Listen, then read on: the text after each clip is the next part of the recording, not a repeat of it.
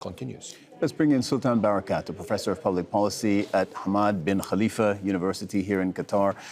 Sultan, we have just been addressing the issue of Iran's supreme leader, Ali Khamenei. The U.S. President Donald Trump has just told U.S. media that he believes the information that first came from the Israelis, according to which he was no more, that he had been killed in an attack, Trump believes that information, as we speak, to be correct.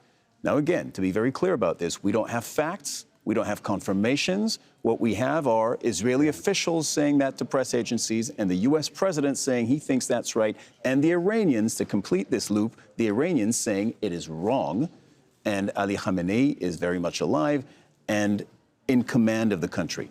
The question to you, following off what we were just saying with Ali Hashem here, is if Ali Khamenei has indeed been killed, do you believe that the structure of the Islamic Revolution and this government, as it is currently constructed, remains in place with simply somebody else taking the place of Ali Khamenei? Well, I actually think this is going to be the closing act of probably the longest and the most sophisticated covert operation that has ever been conducted in recent history. Israel has been working on this even before 2023.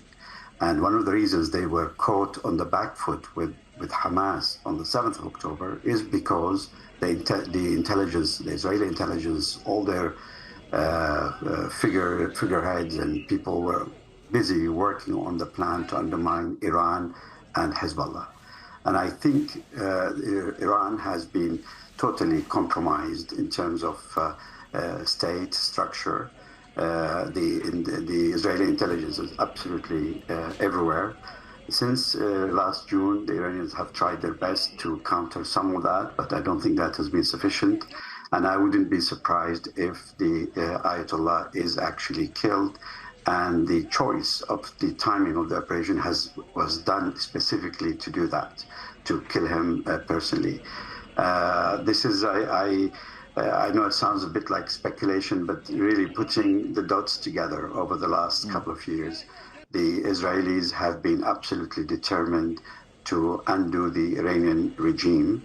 And of course, Trump also feels very emboldened after his success or relative success or perceived success in Venezuela.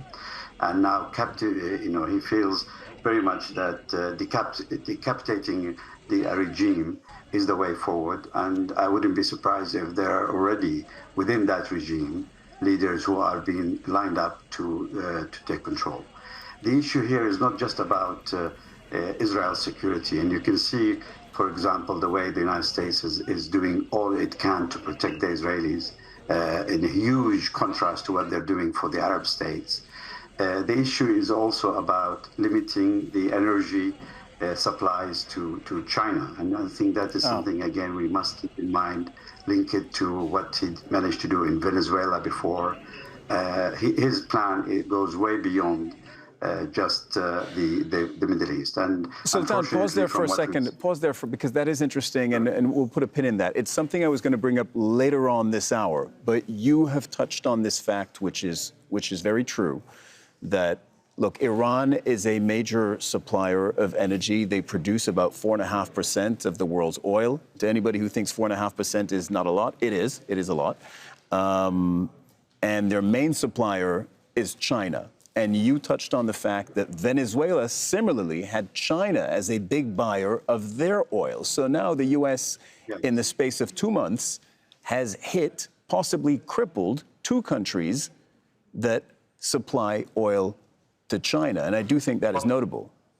Potentially more, because if the Hormuz Strait now is closed, all the other suppliers from the Gulf who are now fueling China will be affected.